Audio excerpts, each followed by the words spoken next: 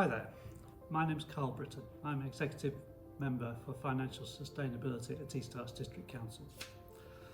Since the Green Liberal Democrat administration took over East Herts District Council in May 2023, we've received lots of questions about funding, how much we have and where the money is going.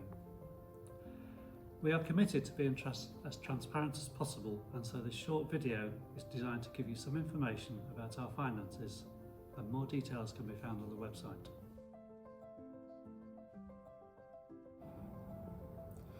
So you will be aware that we collect council tax.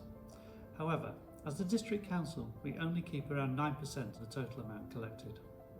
So if you are in a Band D property and paying a little over £2,000 per year, about £200 of that goes to us. The majority, about 75%, goes to the County Council, with the rest going to the police and your local town or parish council. To put that in context, there are about 62,000 houses in East Herts, and from that we expect to receive £12.6 million in council tax income over this financial year. Along with council tax, we also receive money from government grants. We get to keep some of the business rates collected in the district and from other chargeable services like parking, but also from things like Harton and Grange Paddock's leisure facilities. With all income combined, the District Council expects to receive about £22.6 million for this financial year. Our biggest expense is waste management, which includes household waste collection, street cleaning and other things like dealing with fly tipping. Planning is another big area of cost, so dealing with the 2,000 plus planning applications that come in each year, from small household changes to big developments, as well as undertaking enforcement where necessary. Environmental health is another big area, dealing with food standards, noise complaints, licensing and air quality monitoring. We also have grounds maintenance, which includes maintaining our 120 plus parks, playgrounds and open spaces, grass and verge cutting. We also support some of the most vulnerable residents with housing queries and homelessness applications, including temporary accommodation and housing benefit claims.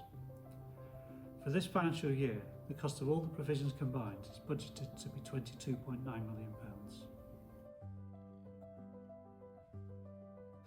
The problem is, for many years now, central government has given councils less and less money.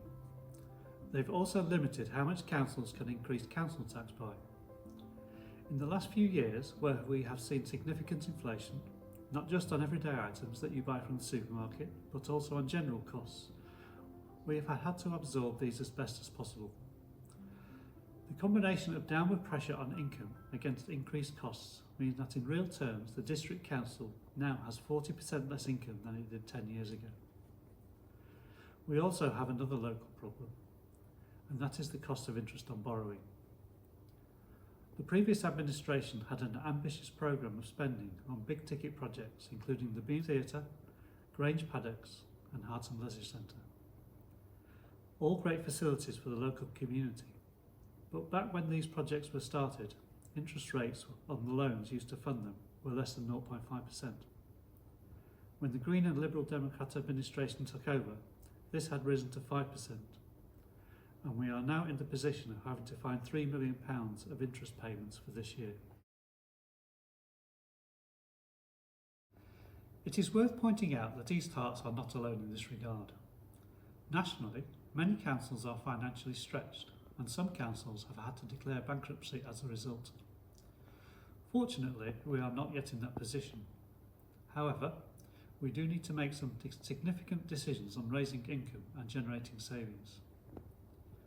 None of us became councillors to simply oversee gradual cuts and the demise of services, so we are committed to finding innovative ways of doing this differently.